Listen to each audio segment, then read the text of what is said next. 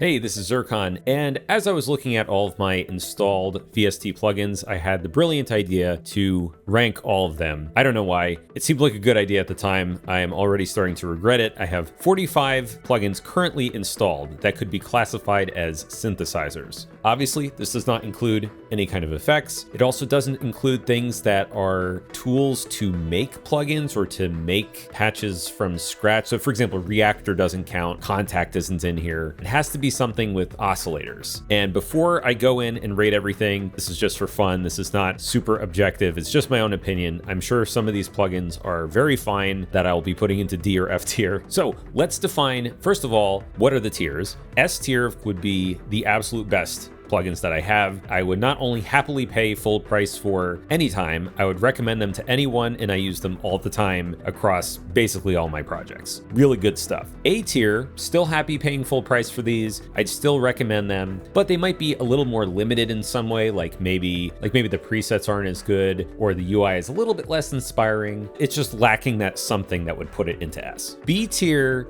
is maybe my limit of where I would pay full price. Like if I had to pay full price, I'd really have to think about it. I'd probably want to get it at a discount. And these are ones that I would still keep installed, but for one reason or another, they're more niche. Maybe I just use them occasionally. Like there's still a reason for me to use something in B tier, but I might be a little bit more hesitant to recommend it unless you have a specific use case. C tier would be things that I'll keep installed, but these are ones that I wouldn't recommend getting unless there's a really good deal, like 80% off or something like that. A C tier plugin to me is one that I'm rarely going to use. It's going to be something where maybe there's a very specific sound that I don't usually need, but when I need it, this one is okay for it, but pretty much everything in the upper tiers is going to do it better. D tier would be, I don't recommend these. Maybe I used to use them, but I don't anymore. They're not bad, but there's basically no reason to use anything in D tier because the upper tiers exist. Another way to think about it would be, if I had a D tier plugin, could I make music with it? Yes.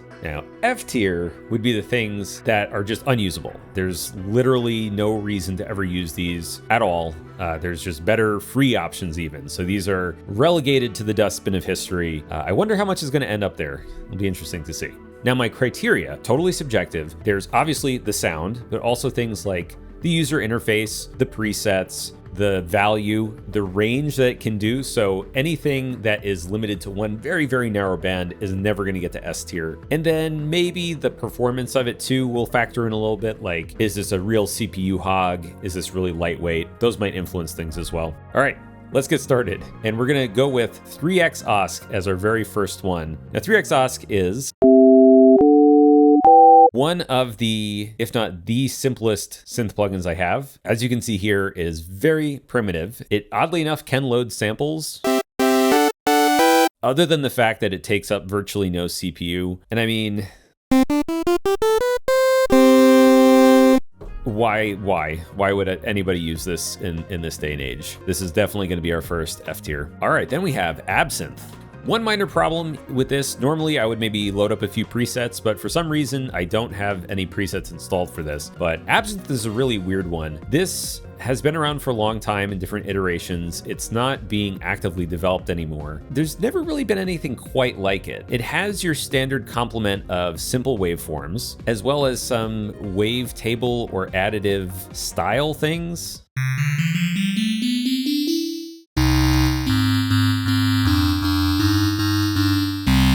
I've always had a hard time with the UI. Like if we break it down, it has 3 oscillators, it has 3 filters, and some of the filters are really weird. Like it has a comb filter and a cloud filter. So let's hear what that sounds like.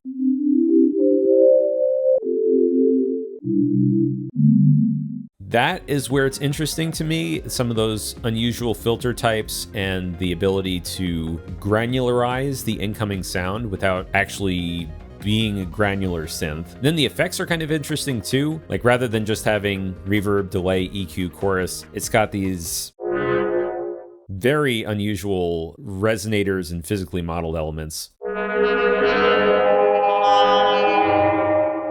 The presets are definitely far in the sound design territory. It's hard to think of what my opinion on this is, but I think for me, and this might be sacrilegious, I'm gonna put it in C because I've never really been able to wrap my head around the UI. It's just a little too out there, so it can make some interesting sounds, but it's just kind of weird. Ooh, next one is the Fruity DX10.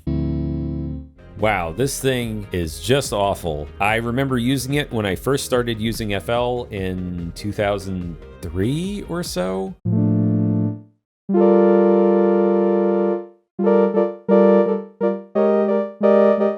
Like, it's supposed to be an electric piano. I don't know what's really going on under the hood, but it's bad. It's just bad. F. And oh boy, this next one, FL Slayer. This is another ancient FL Studio instrument.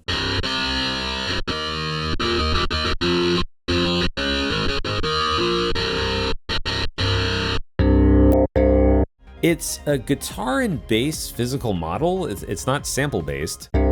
I guess it's not the worst physical model in the world, but the amp in the cabinet is just like bafflingly bad.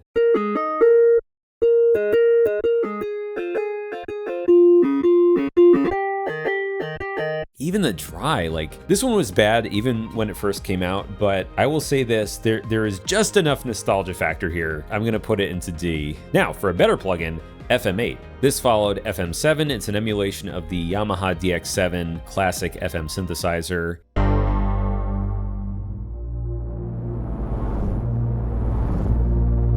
What's interesting about it to me is that a lot of the preset bank really doesn't sound like traditional DX7 kind of stuff.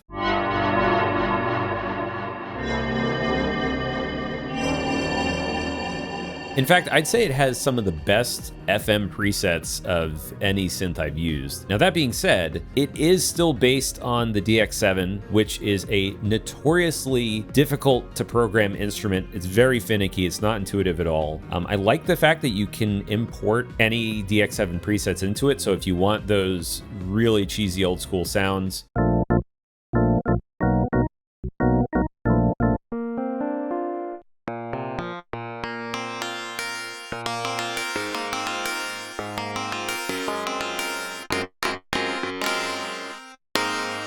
I think the sound of it is still really good, and as an effects, even I know I'm not rating effects, but like the psych delay, which can be used as a pitched and reverse delay effect. I do this, pitch it up, you know, something like this. I use this kind of thing all the time. So there's a lot to like about it, but the problem is that the UI is still really hard to wrap your head around, in my opinion. I feel like there are many things that could be done to make it more intuitive, and I wish they would release an FM9. So it's a tough one. This would be like a high B, I think, because I still reach for it all the time, but it has those flaws holding it back with mainly the UI of it. Another very old school FL one. There aren't too many of these, but wow.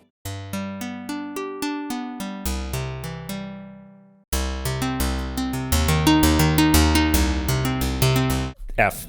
There's really not a lot else that needs to be said. This was like a gimmick plugin when it first came out. If I could delete it twice, I would. Then we have this one, Kepler. I gotta be honest, I haven't really used this one very much. I think it comes with FL now?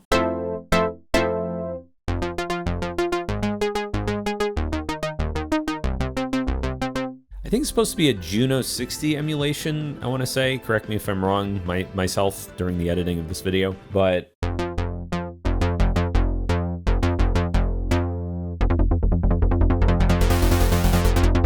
it sounds pretty good.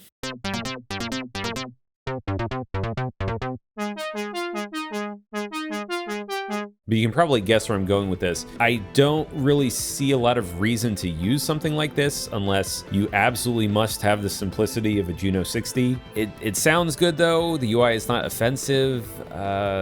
Low C, I guess? Next up though, we've got the best free plugin, one of my old favorites, Synth 1. This is one of the classic OG free synth plugins. It's a very bread and butter virtual analog synth that has just enough oomph in it, just enough features like the filter saturation and some decent effects, a lot of pretty good presets, that it's one that I would still recommend even though it's been out for at least 15 years.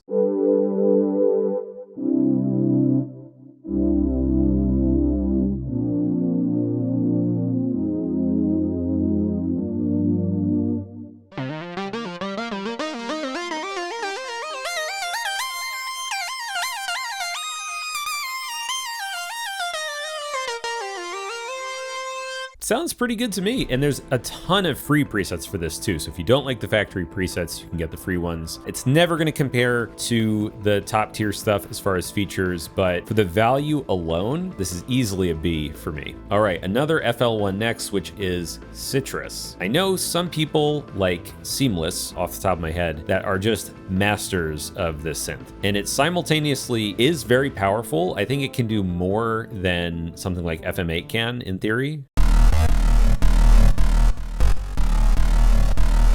That's one of his presets, but it also has some really cheesy factory stuff that's like decades old. I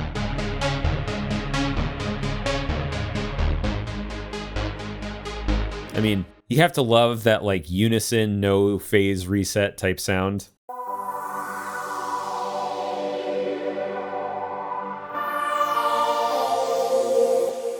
But for me, short answer, this is not as good as FM8 in my opinion. The presets are nowhere near as good as FM8. I don't like the effects as much, even if it's technically more powerful. I also don't really like the UI, these weird sliders with FM8's UI is bad, but somehow to me this is worse. This is gonna go as a C. I might use it from time to time, but it's not particularly good. Another FL1 from the classic synth category, good old SimSynth, which is pretty much just 3x OSC, but slightly, very, very slightly better.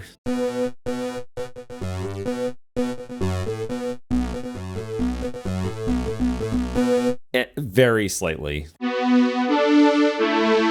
This one, it's still an F. Sorry, FL. It's above 3x OSC, but not good. Oh wait, sorry. That one was Citrus. The one that I put in C tier is actually, I want to say it's Ogun, which I'd probably put in C tier also. Ogun is additive synthesis, but focuses on the inharmonic stuff. So cymbals and stuff like this. It's a really weird one. It has some interesting presets. It can make sounds that I haven't really heard in a lot of other plugins before, but the UI to me is just incomprehensible. I don't know what's going on with this. I've made some sounds with this myself before from scratch. This is one I would occasionally use because the sounds are so unique, but it's, I guess I'll be generous and put it in low C. Now, Massive. Who doesn't love this? This is one of the classic wavetable plugins. This has been used in countless dubstep and brostep tracks. I mean, come on.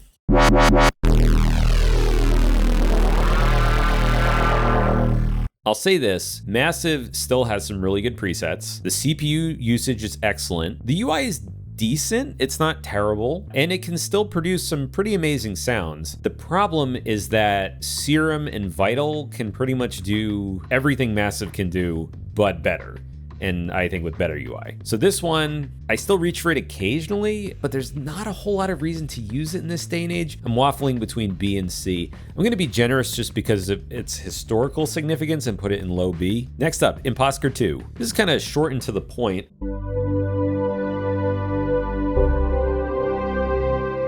I associate this one with rich unison type sounds, also with a little bit of additive elements to it. Oh, the filter on it is awesome, actually.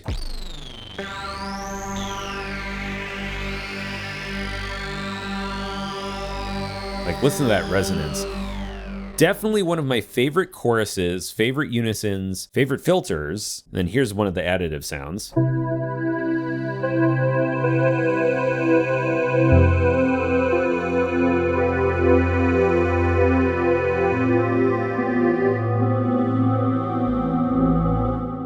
There's a couple things that I don't love. One is that the UI is smooshed. It's very cramped. It fits in a pretty narrow box too. Like, this is one that you really have to need this specific sound. And honestly, I start with the preset more often than not, but it's still usable. And when you do need it, it sounds really good. So this is, again, it's between B and C. I'm gonna say low B on this one. Next is maybe the most powerful, or at least in the top 3, and that's Phase Plant. Phase Plant.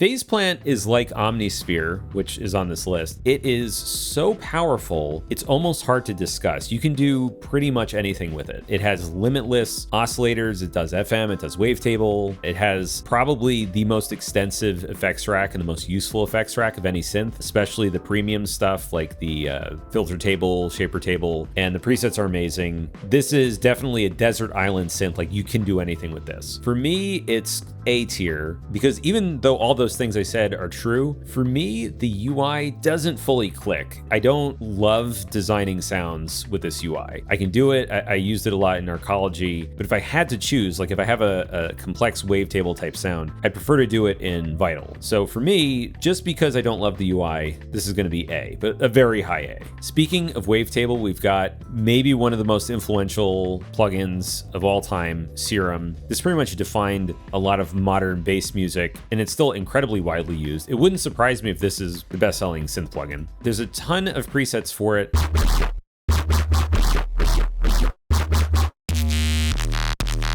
It's capable of a lot of really interesting sounds.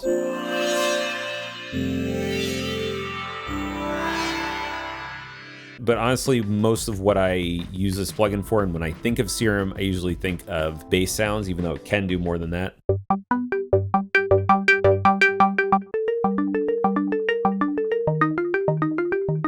This is definitely an S tier. Even though the presets are maybe a little dated at this point, the effects are great, the sound possibilities are great, CPU efficient, it's a pleasure to make sounds in. To me, this is an S tier.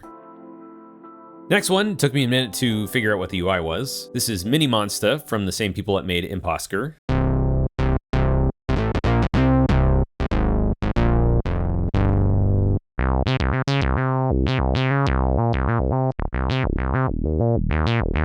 I don't have a lot to say about this, and there's going to be other analog modeling plugins that come up, including other ones that emulate different Moog synths. In short, it's solid, but it's not one I use a whole lot. I don't really have a lot of need for analog modeling plugins because I've got a real modular setup with a lot of analog oscillators. I don't find myself using these very often, so I'm gonna throw it in C. Middle C, I guess, why not? Next up is Vital. This is just straight up S. This is maybe my current favorite synth plugin. It is shockingly powerful. It is so good.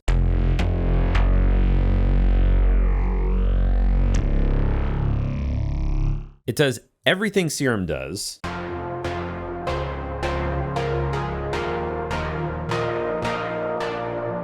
But just better. The UI is bigger, and in my opinion, it's even more usable. I love the colors. It has tons of presets, including a lot of really interesting modern sound design type presets. It has 3 oscillators instead of just 2 primary oscillators. It's got more ways to affect the waveforms, like there's like format scaling and data compression, phase dispersion,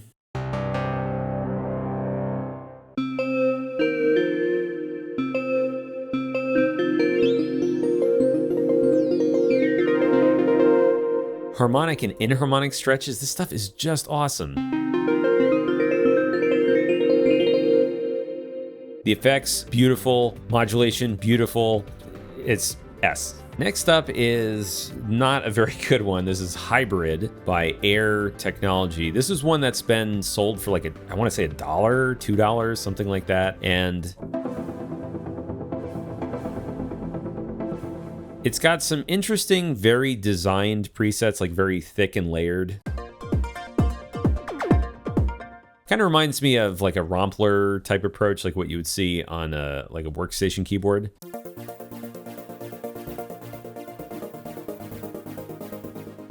But I pretty much never use this. It's not bad, it sounds decent, but I'm gonna put it in D.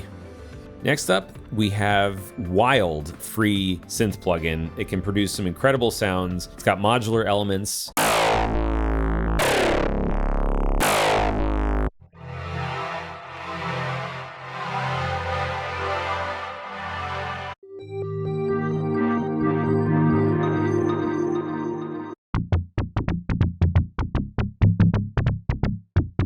I think the problem for me, the presets are good, the value is good. I mean, just look at the preset list. I mean, I think there's thousands of presets that come with it, but the UI is a disaster. So I don't find myself making sounds on this very much. But the presets are good, and the value is good. I think it's gonna be a high C.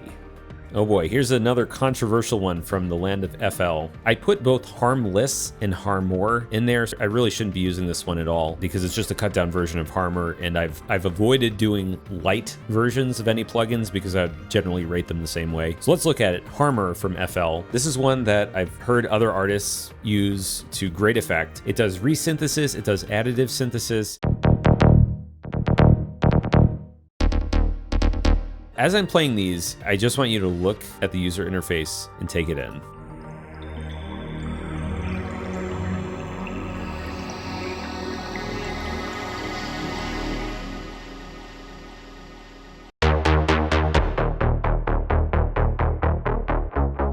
The UI looks like the programmer and the UI designer met up, and the programmer said, here's all the controls, and the designer just listed them and said, okay, let's start placing them and actually making a user experience and a layout. And the programmer was like, no, that looks good. There's no rhyme or reason to any of it. It's like hieroglyphics. I still don't fully understand how to use this, but it can produce some really interesting sounds, but the presets aren't too good. I'm gonna go ahead and put this in C. Next up, we have a digital synth emulation, which is the Korg M1.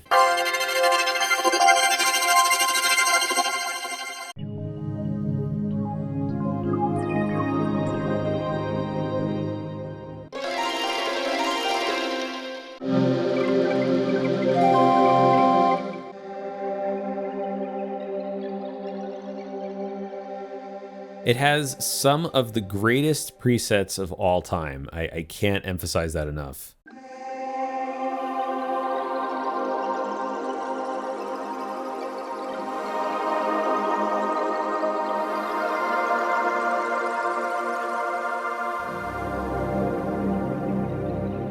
The people designing sounds for Korg, as well as Roland in the classic days of the late 80s, early 90s, when digital synths were really taking off, they were able to create unbelievably useful sounds. Do I ever use the editing functions like oscillators, filters, effects? No. This, to me, is a preset box. There are some channels like Thought Forums on YouTube that use this as well as the Triton, and they go into more detail about patch design using things like this. But for me, it's all about the presets, and the presets are just unbelievable. I'm gonna put this in A. I use it all the time. Oh boy, how many more of these do I have? Okay, I'm definitely regretting this. So this next one, I didn't even know I had this. I don't know why it exists. F. All right, this next one is going to be one of the higher rated FL defaults, I think, and that is Transistor Bass, which is a relatively newer addition. It's a TB303 emulation.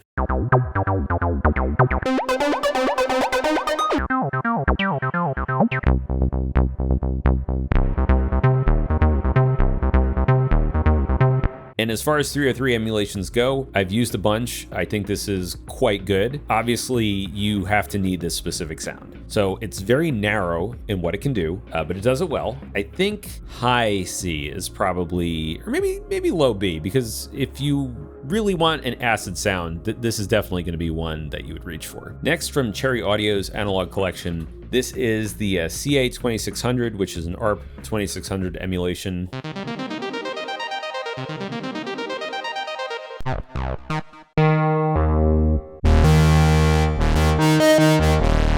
.2600 was an early semi-modular synthesizer, very famous, very well known, and quite powerful as far as early synthesizers go.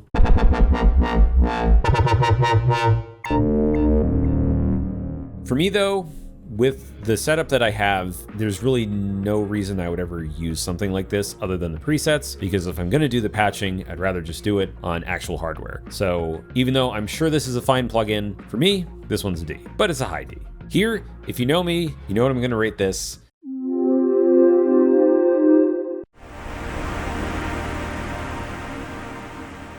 The version I have loaded here is Zebra Dark Horse, which is the one that they made for Hans Zimmer as part of his work on The Dark Knight, and but functionally it is very similar to the base Zebra 2. Anyway, Zebra 2 is just great. It has a very clean UI, it's very lightweight, easy to use, but also powerful. It's got subtractive synthesis, and it can do additive and wavetable, drum emulation, and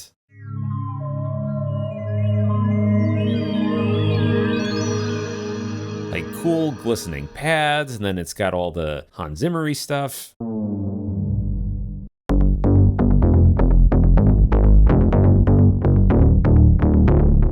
I really don't need to talk about this too much more. It's an absolutely phenomenal synth. It might be close to 20 years old, if not 20 at this point, but it's still amazing. I still use it all the time. Easy S. Next, we have Cherry Audio PS20, which is a Korg MS20 emulation.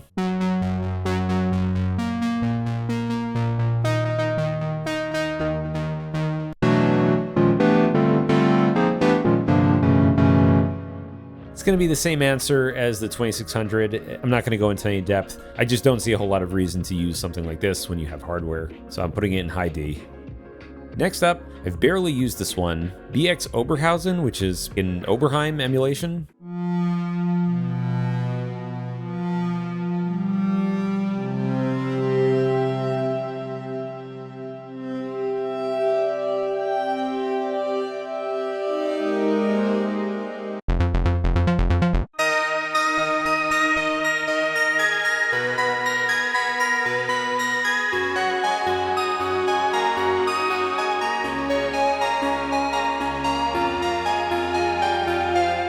I don't know, it sounds pretty good. Nothing really jumps out at me as super amazing, and I think once I get to Diva, this will make more sense. But if I'm going to use virtual analog, I'd rather use one plugin that can do a bunch of things really well than to use a super hyper specific emulation like this. So this one's going to be a high D.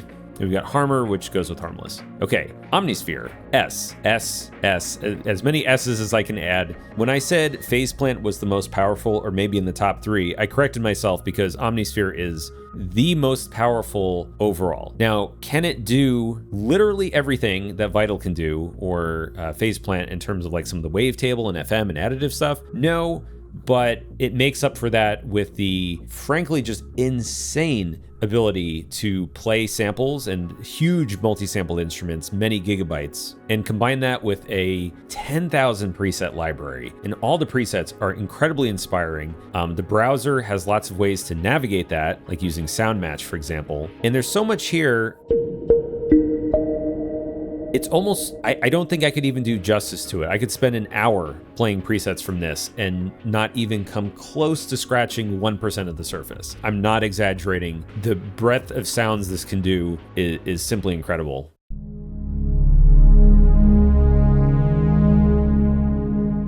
Like, it's got some of the best sampled analog sounds, as well as sampled digital, which comes from Eric Persing, who is a sound designer for a lot of classic synths. But then it also has, like, what do you call that? Ceramic kalimba drum fuzz paper? It's not just like, here's sampled instruments. We have a piano, we have guitar, we have electric piano. The sampled acoustic stuff is as creative as any synthesized instrument could be. So yeah, just easy desert island synth, easily an S.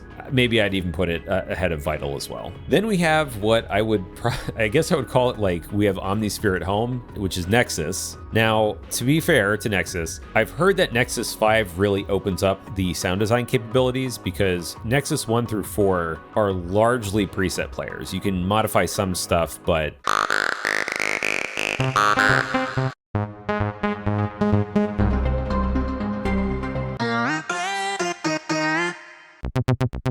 I don't even have to play anything. I just click on them.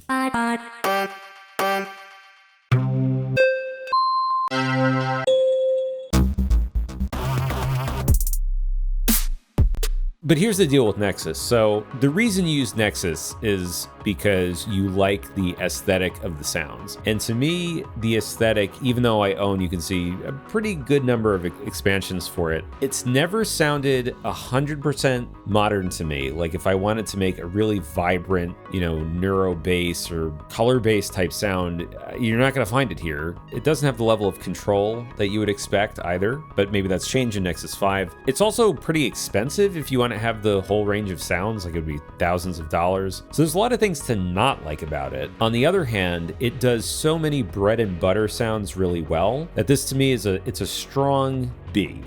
It's not a very creative synth, I would say, but sometimes you just want to get a preset that sounds really polished out of the box. Next up, Poison. As I understand it, in recent versions of FL, they've made, I think, a vector version of this and some other ones, so this UI looks kind of grainy, but that's, I guess, not going to be the case forever.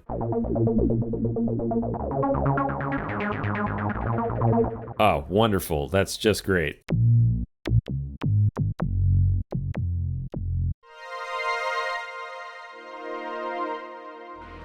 I've always felt like this one is just a pretty generic virtual analog. I don't see any reason to use it. Doesn't sound bad, but definitely a D. Then there's one that is maybe as beloved as Serum. It's certainly one of the most popular virtual analog synth plugins around, Silent One. You gotta love the default preset. I think what it's really known for would be the big supersaw trancey type sounds.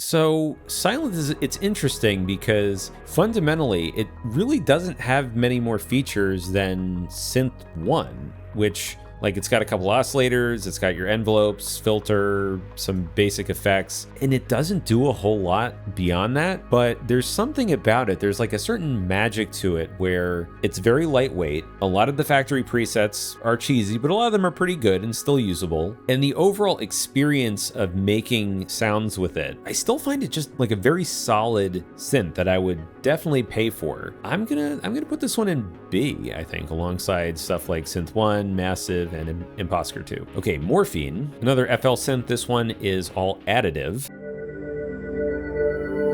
with all the sounds that you would expect from that. That's an atmosphere category.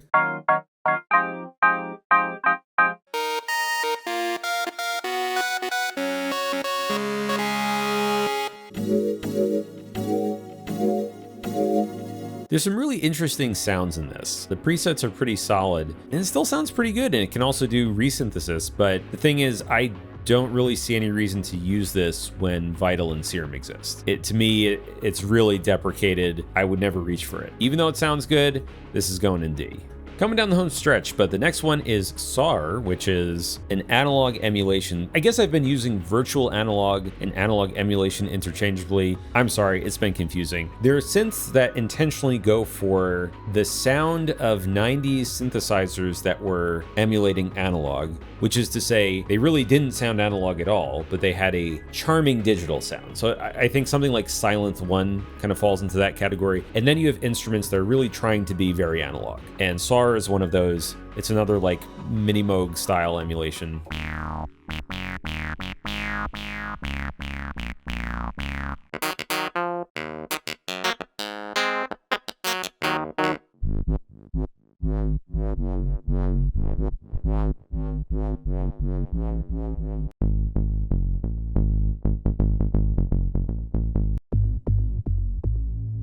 I guess if you're going to use something like this, you're probably going to be using it mainly for bass, but same answer as some of these other analog emulations. I don't see a lot of point with the setup that I have now. I'm going to put this in high D. Next one, ARP Odyssey, same deal as the 2600. I don't have much more to add.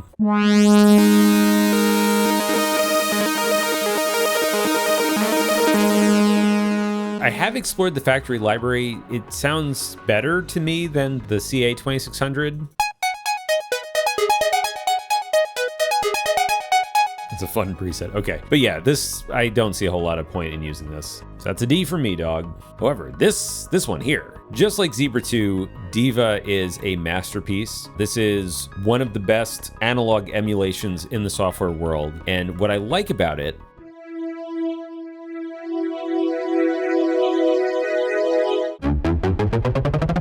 okay, I didn't expect that.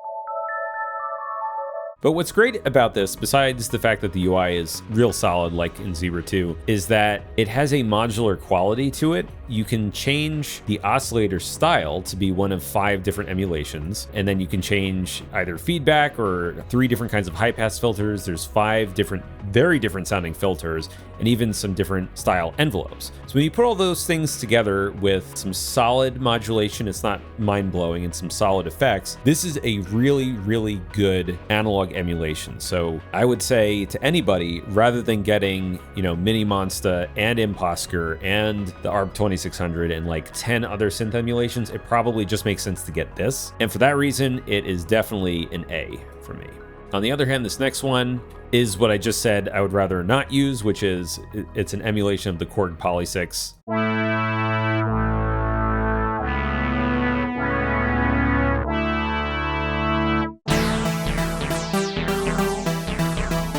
If that's what Richard Devine can do, and he's, you know, one of the best patch designers, I would say, or sound designers in general, it's pretty limited. Going in D. Then we have a far more interesting emulation, which is the Wave Station, also by Korg, and this one is, to me, it's like the M1. Do I know how to program this? No. Do I want to program this? Also no. Are the sounds really good? Yes.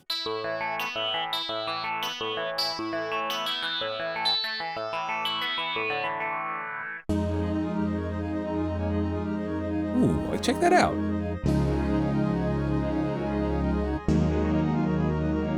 Let me hold a chord and then use what it's well known for, which is the vector synthesis.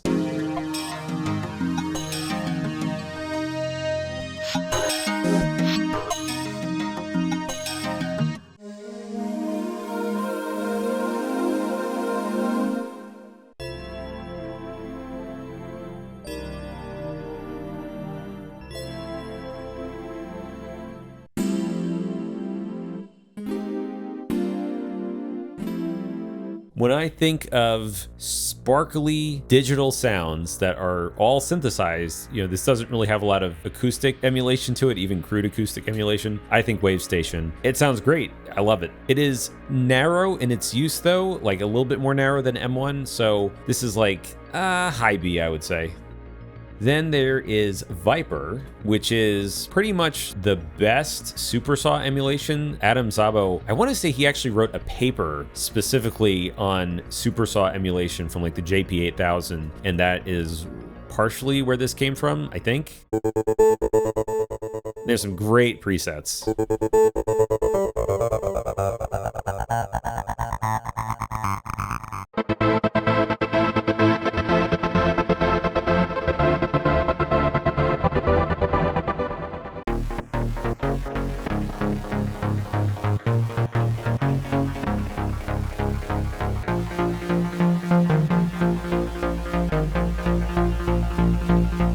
Like just the sound and the polish of the presets is really good.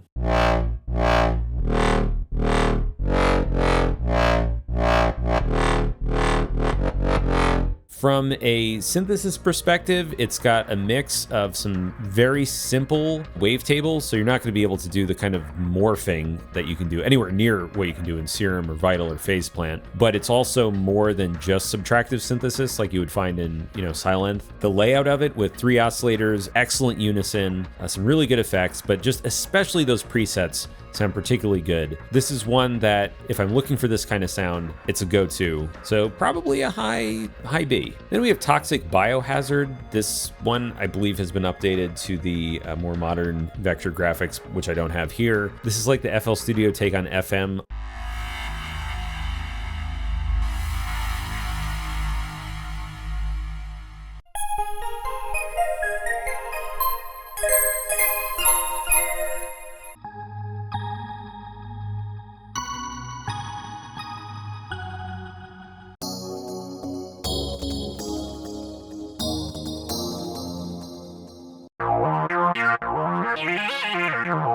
Yeah, I mean, between the UI, the presets are a weird mix to me. The hit or miss quality. Nothing about it ever really gelled with me. I'm putting it in D.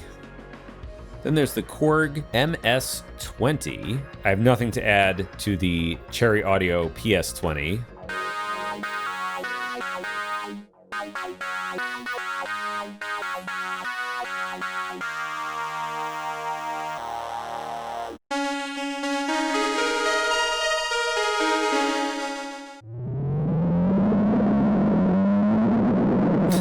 Okay, that's kind of cool. Oh, what is EDM lead? I gotta hear this.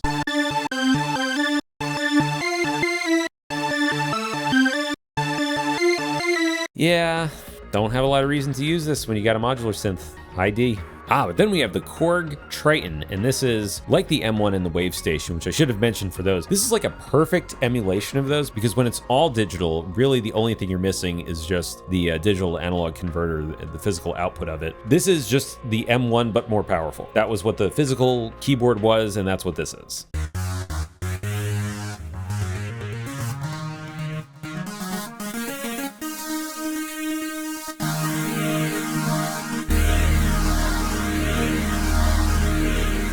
Love that.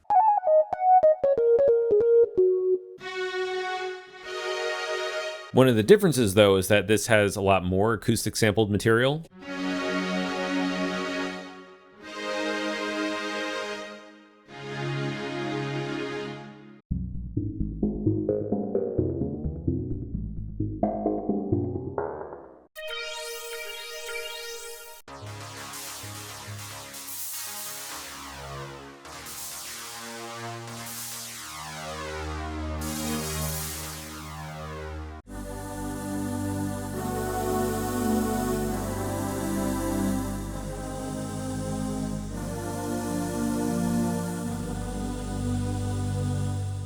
It's great, it's simply awesome, and I have actually used the synthesis features of this a little bit more. I find the UI to be just a step above the M1, so definitely an A level synth. Second to last, we've got DS Thorn. I mentioned this in my infiltration walkthrough video, but I really haven't delved into this too much. It's got some interesting features, like the glitch sequencer. That's something I haven't really seen anywhere else. The harmonic filter.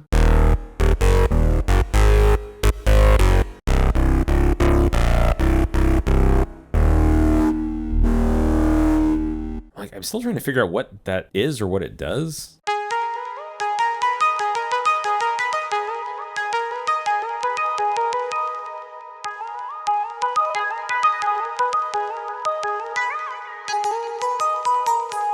I mean, it's interesting stuff, and I have explored the presets for it before, and it's got a very wide range of presets.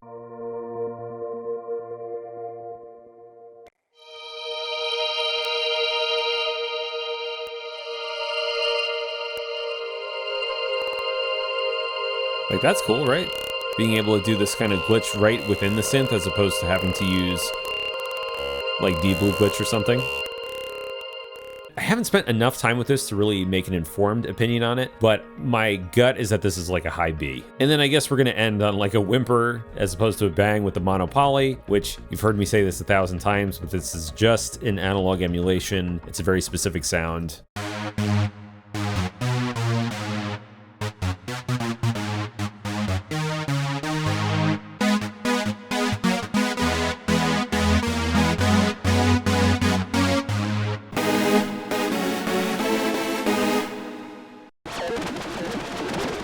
But wait, actually, is this?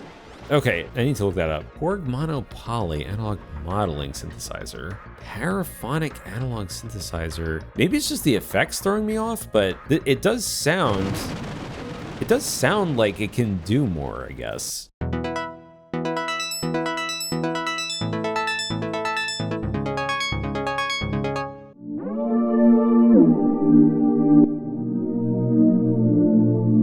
I think I'm going to be generous, and I'll put this into C as opposed to D like a lot of the other analog emulations. Whew boy, okay, that's my tier list. So my top 8 are, and within each of these categories, I wouldn't say it's really definitive, but Omnisphere, Vital, Serum, and Zebra 2 for S tier. Then for A tier, I have the Korg Triton, Faceplant, Yuhi, Diva, and the Korg M1. And so those are the ones that I would wholeheartedly recommend for everyone and get the S tier first. And in the B tier, we've got DS Thorn, Viper, Korg Wave Station, FM8, Nexus, Synth 1, Silent 1, Massive, Imposter 2, and Transistor Bass. So those three categories combined are the plugins that I really like. I reach for them a lot, or I plan on reaching for them a lot. Like, for example, I haven't been using Thorn and Transistor Bass for that long, but I really like them. And with that in mind, so should I do the same thing again, but for reverbs or something like that? I don't know. What do you think? Do you disagree with any of these rankings? I would love to hear why. Hopefully you don't want me to put any of the F tiers higher, because I do think they all belong there. If you like this video, leave a like, subscribe, and